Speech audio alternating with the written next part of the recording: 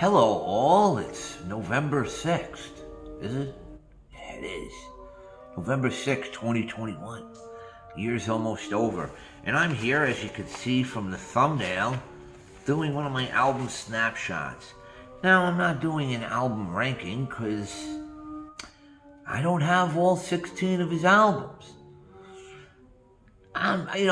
It's funny, because I love his music, the band's music, and I don't even know if he's in my top 10. But he's got so many cool songs. It's such an illustrious career. So as you can see in the thumbnail, I'm talking about Tom Petty, or Tom Petty and the Heartbreakers. He's what I would call like Americana rock. It's not really Southern rock, and it's not country. It's just Americana rock. Kind of like John Mellencamp, who I'm going to be doing a video on him soon. Kind of like Springsteen, which I won't be doing a video on him, because I can't stand him. There you go. Anyway, so Tom Petty. Only saw him once in concert, we'll get into that. So he came out in 76, came out of, Gainesville, Florida in 76, and he kind of went over to California there. Him and the gang, Tom Petty, Mike Campbell, Ben Montaigne, Stan Lynch.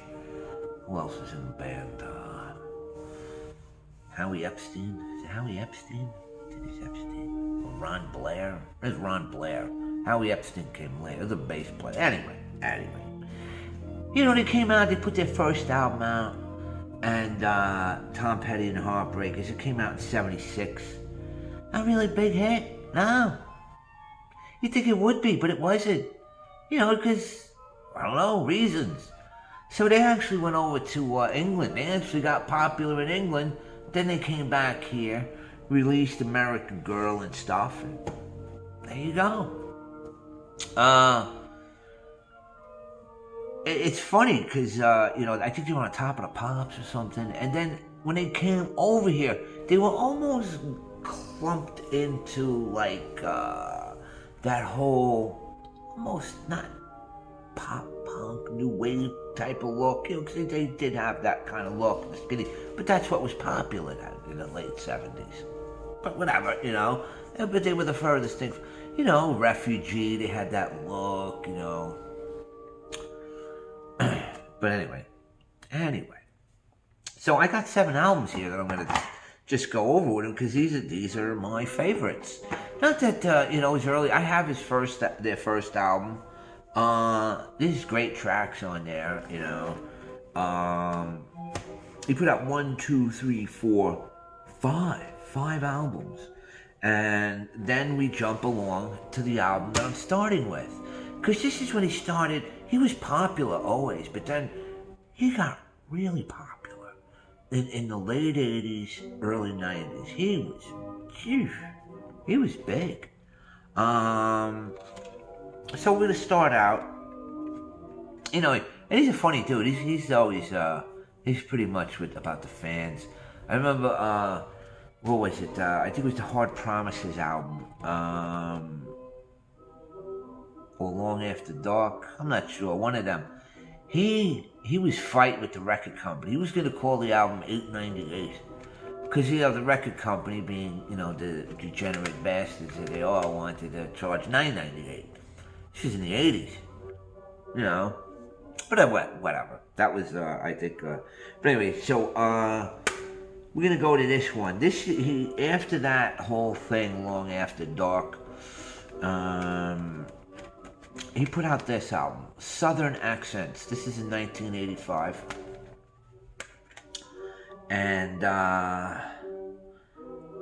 this is a good album, man. Good album. Rebels is a great song, Southern Accents. And of course it has Don't Come Around Here No More, which was actually produced by Dave Stewart from the Eurythmics. That's why it's got that whole. It's like the odd man out on this album. It just doesn't sound like anything. It sounds like Tom Petty towards the end. And, it was a big MTV video. It had the whole Alice in Wonderland thing going on. Yeah, this was a cool album, man. Right here. Tom Petty and the Heartbreakers, Southern accents. Make It Better, Forget About Me, that's a good one. Dogs on the Run. It's just some of his prior albums that they have in there.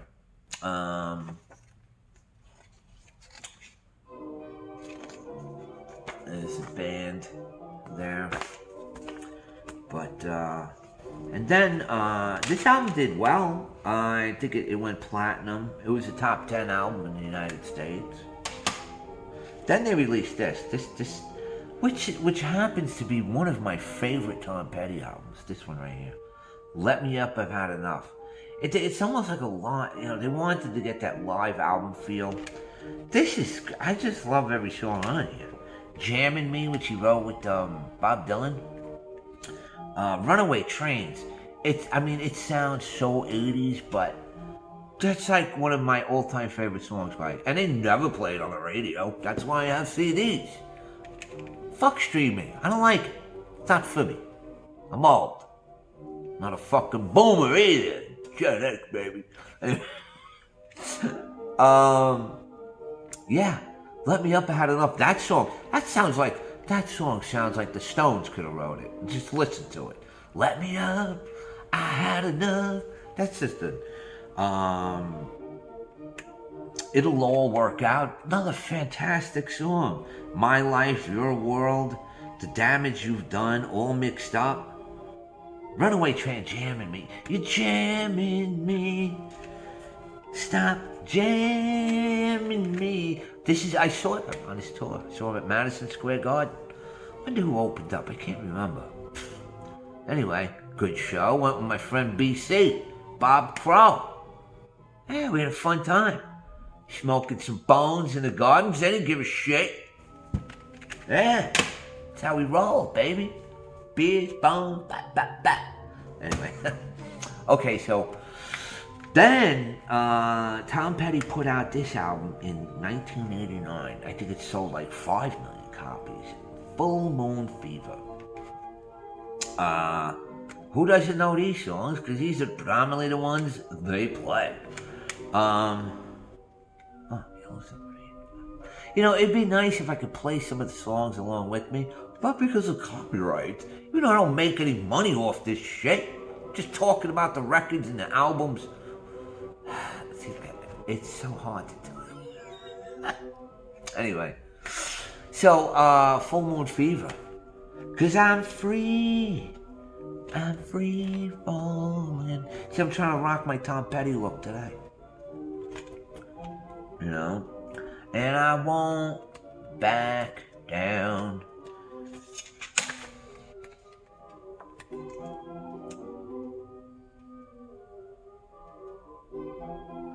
You could stand me up to the gates of hell, and I won't back down. This is produced, I think, by Jeff Lynne.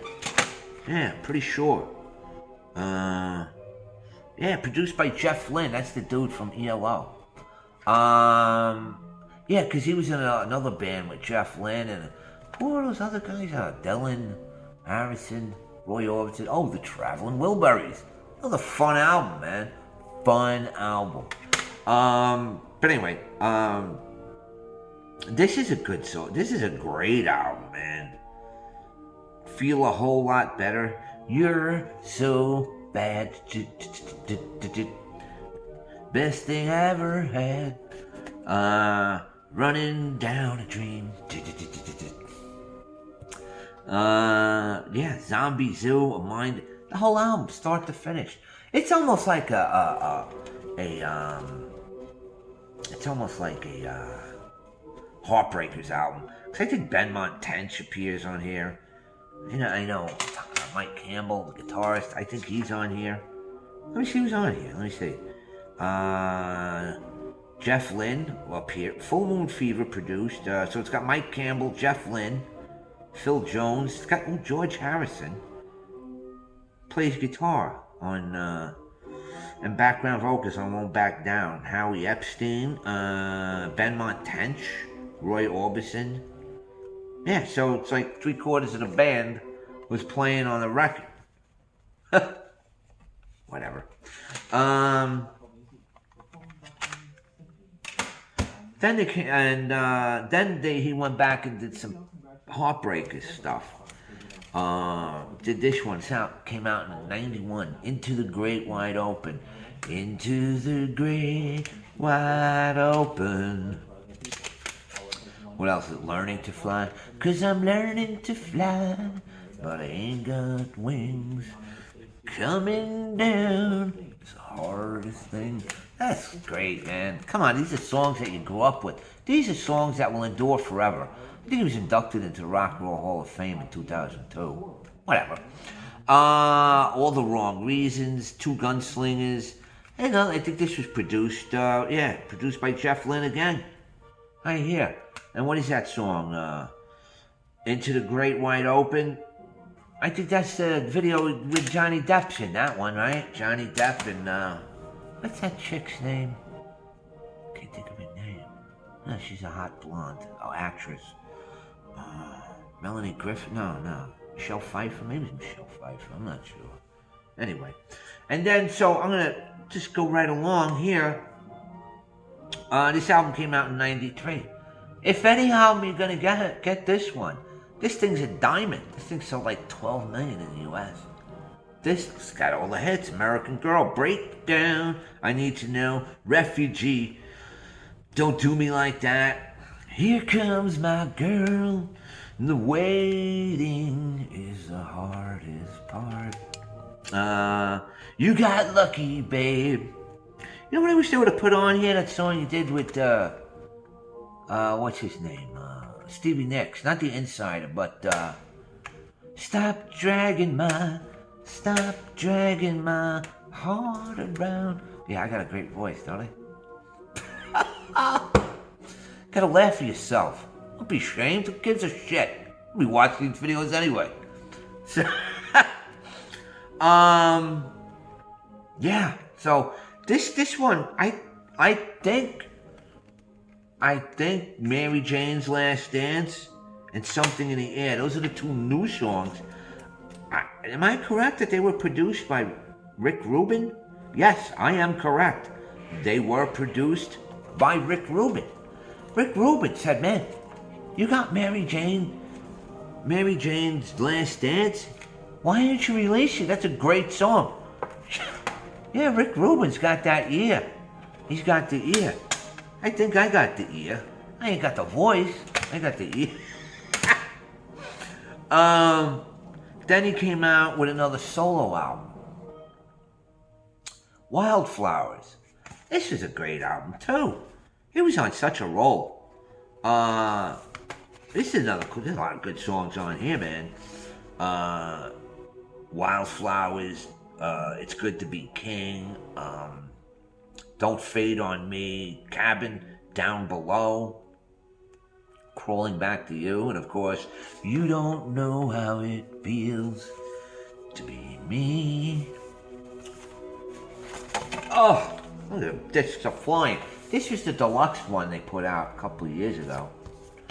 That's a great picture of Tom Petty. I like that picture.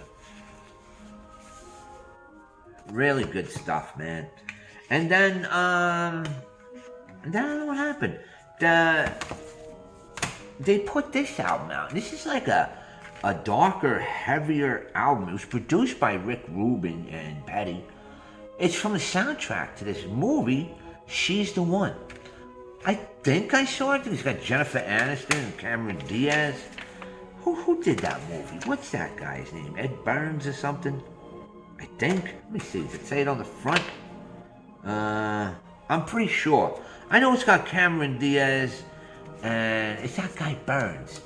He's done some pretty decent movies. But yeah, this is this came out in '96.